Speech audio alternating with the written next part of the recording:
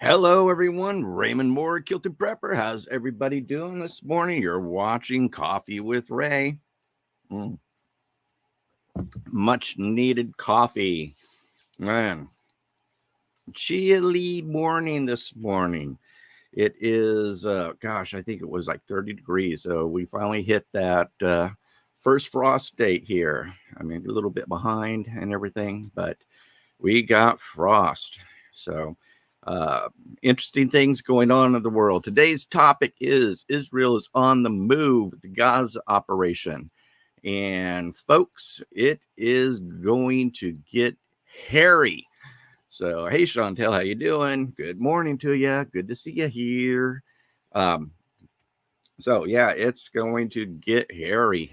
Israel, if you guys haven't seen the news, they are now starting the Gaza operation and moving troops in like crazy. What they're doing is hammering all the tunnels. They're going house to house searching for these tunnels. These tunnels are how the terrorists were able to get in under the protected areas and able to gain access into Israel itself. And so uh, it's going to be a pretty interesting situation. But yeah, they're going to have to go house to house searching for tunnel entrances and then start getting those Hamas and everything. So, but it's interesting how the world is already reacting to this as if everything is Israel's fault, like it always does. The EU has come out and asked for humanitarian efforts and all this other junk and everything. Where were these people when Gaza was launching missiles and everything? They launched over 1,200 missiles into Israel in the middle of the night, killing, a lot of people. They've taken hostages and everything, and yet, excuse me, it's all Israel's fault. And this is what happens every time. So it's to me it's rather sickening that here is a sovereign nation, and all they're wanting to do is protect themselves, and it seems like the world is totally against them and making them the bad guys versus the terrorists, the bad guys and everything. So hey Kim, hey Holly, how you doing? So um but yeah, it is getting crazy over there.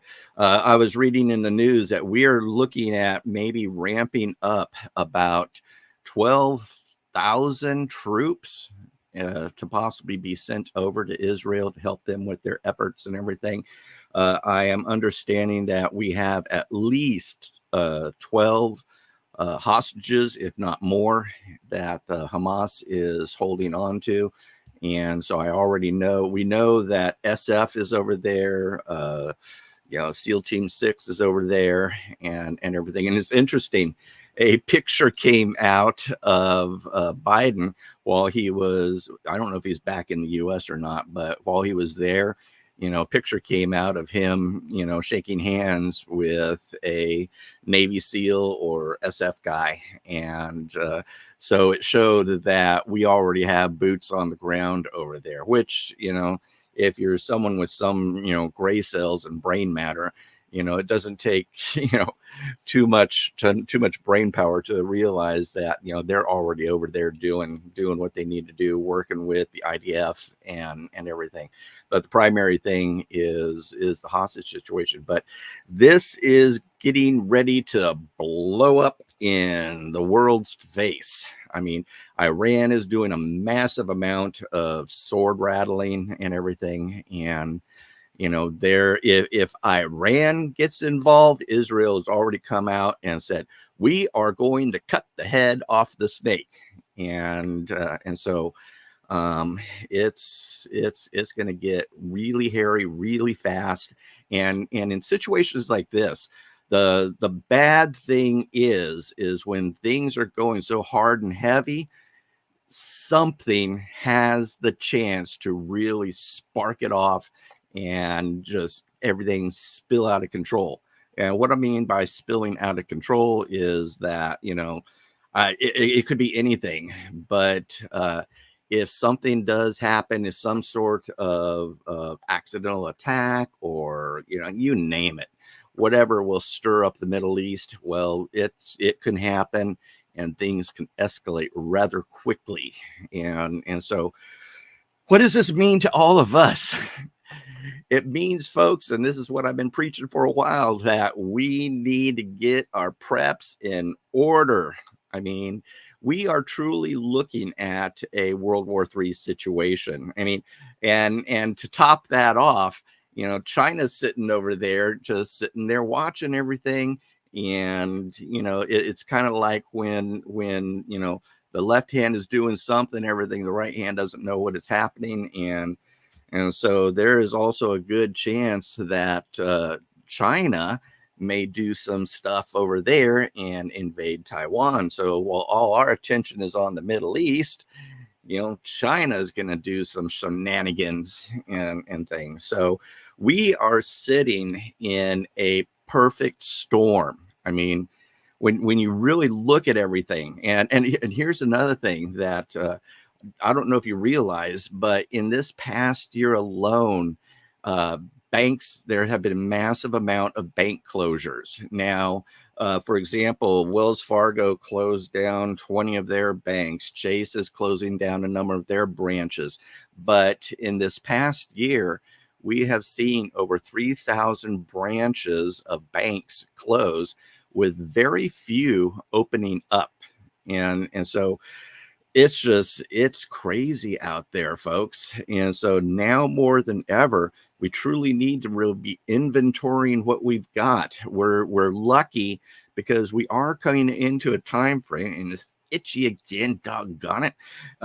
We're coming into a time frame where we can really stock up on food.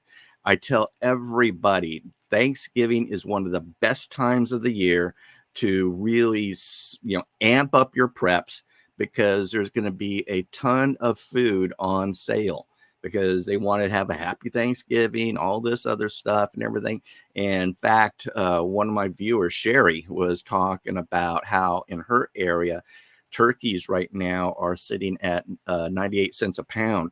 I went to the grocery store yesterday, and I saw in my grocery store, my local Kroger's, that turkeys are actually sitting at 185, I believe, or 189 a pound. So, not bad prices per se, but man, if you're getting some big turkey, then you're going to be maybe paying for it. But expect turkey prices, ham prices, things like that to start really going up and everything. And so Holly says, my Chase branch is closing in town. They said the lease was up on the property. Yeah, right. Nah, Chase, Wells Fargo, Bank of America, and U.S. Bank, I believe, have been closing branches all over the place. They're bringing it all in. They're tightening the reins.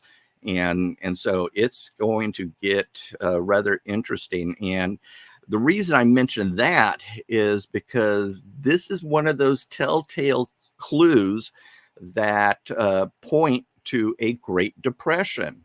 When the Great Depression was starting to ramp up and everything, back then, a lot of bank closures, a lot of satellite offices closing up and everything.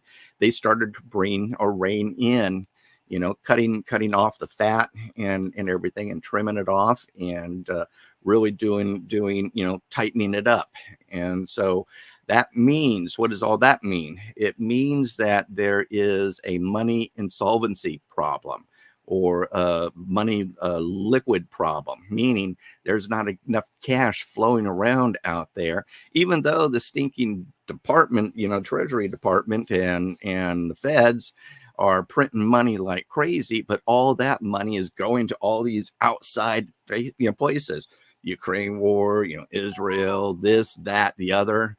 And so we're seeing the money flow, or the money system, starting to come tighten down. And again, these are signs of a Great Depression. And folks, like it or not, we are in a recession already, and we've been there. And I just think that we're creeping closer and closer to a Great Depression. And as I said before, every 80 to 100 years, we get into a major war. And it's just the reason we do that, I have no idea. But the signs are that war is a good thing for the economy. It gets things moving, it gives people jobs and all that other stuff, but it costs money. And we are hemorrhaging debt right now. And it's a Biden just came out and said, yeah, we need another $12 billion to up the thing in Ukraine and up the thing in the Middle East and all that other stuff. We are starting to see a lot of things have repercussions here in the United States. The housing market is slowing down like crazy. New homes being built is virtually stopped. And then with the rise of interest rates, right now, interest rates are sitting around 8%, which in the big picture isn't that bad. I mean, I remember in Billy Carter days where interest rates were sitting around 18%. So yeah, it's kind of still, it's high, but it's not like it was in the Jimmy Carter era. Now, people who are on APRs, which I think are the most insane thing in the world, adjusted rate, so APR, adjusted percentage rate, meaning if you get a mortgage, you can come in at this low rate, but in 6 months they're going to adjust the rate, which 9 times out of 10 is going to be a lot higher. And when that takes place every 6 months, people's house price goes up and up and up to the point where they can no longer afford their home anymore. And so Kim says the car industry is also collapsing too. Many cars being record and cost of insurance for electric cars due to cost of battery replacement. Yeah, totally. Repoed. Yeah, definitely. But yeah, we're going to start seeing more foreclosures. We're going to start seeing more vehicles being repossessed and everything. But a lot of our primary industries are starting to collapse. Housing is a major driving force in the United States. The auto industry is also a major driver in the United States. And when these two industries start to collapse, start to implode, then that spells economic turmoil. And with that, and then also seeing a lot of the bank closures and satellite offices being closed and things like that, it's spelling a not so good time. So right now, folks, really start taking advantage of these Thanksgiving sales and stock up your food. Food is the most important thing. I mean, so many people think, oh man, I need to get the latest AR, or I need to get the latest AK, or I need, all this cool guy gear. And no, you don't. You need freaking food. And so if you don't have the food and everything, then you're going to be hurting. So leverage this time of year. Once Thanksgiving is over, we're going to have Christmas and New Year's to also take advantage of food sales and everything, but nothing like Thanksgiving. So I really implore you, if you're serious about your preps and everything, take advantage of these sales and everything to the point, and I hate saying this, I truly do, but consider even putting stuff on the credit card. And yeah, you're going to pay a massive interest rate, but like it or not, the food prices will go up, and food is an investment. And if you don't invest in your food and everything, then you are going to be paying possibly double, triple, or even more down the road. And so again, really inventory that pantry, really inventory whatever other tools that you need and everything. Do you need that new dehydrator? Do you need that new grain mill? Do you need all these other things? Get them now while the prices are still somewhat low, so that you are able to provide for your family and basically create long-term food storage. With the dehydrator, you can create long-term food storage. With a grain mill, what you're able to do with that is get wheat berries, and wheat berries are now sitting around 45, at least in my area, $45 for a 50-pound bag. And then get your rice, get your barley, get your oats. We've got a bunch of even rolled oats or quick oats in inventory here at our place, so that we have breakfast and everything. but start looking for these areas. Start checking out the Mormon canneries. Every state has a Mormon cannery. You can go in there and buy number 10 cans of all these products, or even 50-pound bags. If you live in an area where Mennonites are common, 9 times out of 10, there's a Mennonite store in that area, which they too sell a lot of dry goods and stuff. So if you don't have access to Mennonites and Mormons, look for other sources. Start checking into your local ranchers. Start looking into your local farmers and everything. Now is the time to truly stock up your food and really hit it hard.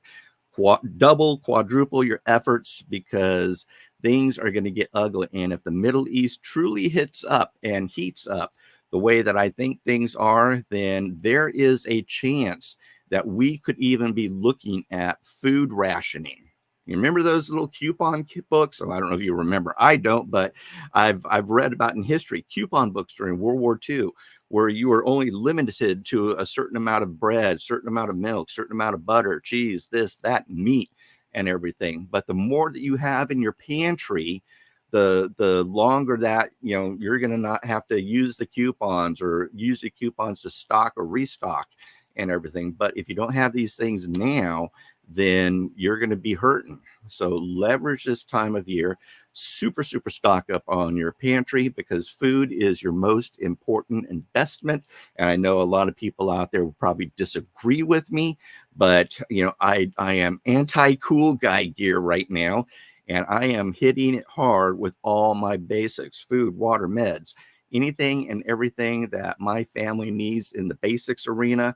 I've been inventorying. I've been already stocking up. I've been getting it. I'm planning for all the sales and everything for Thanksgiving. I'm making room for my pantry shelves and stuff to basically take these things in, so that me and my family will be able to weather a storm.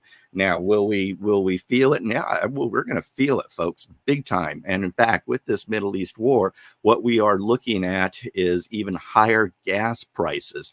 We're going to be looking at, instead of right now, the nation's norm right now is sitting at $3.35 a gallon. I mean, the nation's norm can jump to $5, $6, $7, $8 a gallon, maybe even $10 a gallon if a Middle East war truly heats up. And, you know, do you have cash on hand to cover that overhead? So if you're used to paying gas for $3.35, do you have cash on hand to make up the difference if gas goes up to $5, $6, $7 a gallon? I implore you, look at putting some extra cash in there and everything, so that you can absorb some of these things that will go up in price. So morning, dropped in late. I'll replay the beginning. Good. Hey, Angry Taco. Yeah, 360 average here, Kim. Yeah, so gas prices are already starting to tick up. And so take this time now and really hit it super hard, because the Middle East is a tinderbox. And if something happens, some weird thing happens or something like that, and sparks that tinderbox, it is going to literally blow. And we are literally probably going to see a World War III situation. And so now more than ever, we need to prep, and prep hard, and just be ready for all that to happen. So yeah, I'm sounding rather doom and gloom today, but I've been reading the news, and there is not a lot of good news out there, folks. It's heating up. And so now more than ever, we need to be the preppers that we are. We can do this. We can build our ark, strengthen our ark. I know that we can do this. I have faith in you. And so, you know, that's what I am concerned with. And I'll probably be concerned with this for a while here. But yeah, do me a favor, folks. Like, subscribe, share, ring that little bell so you get notified whenever I do go live. And then also give me a thumbs up right now. Thumbs up, thumbs up, thumbs up. So yeah, a lot of stuff in the news this morning. Kind of got me all going and heated and stuff. So, but Raymond Moore, Kilter Prepper. We'll see you. Goodbye. God bless. Kilt on.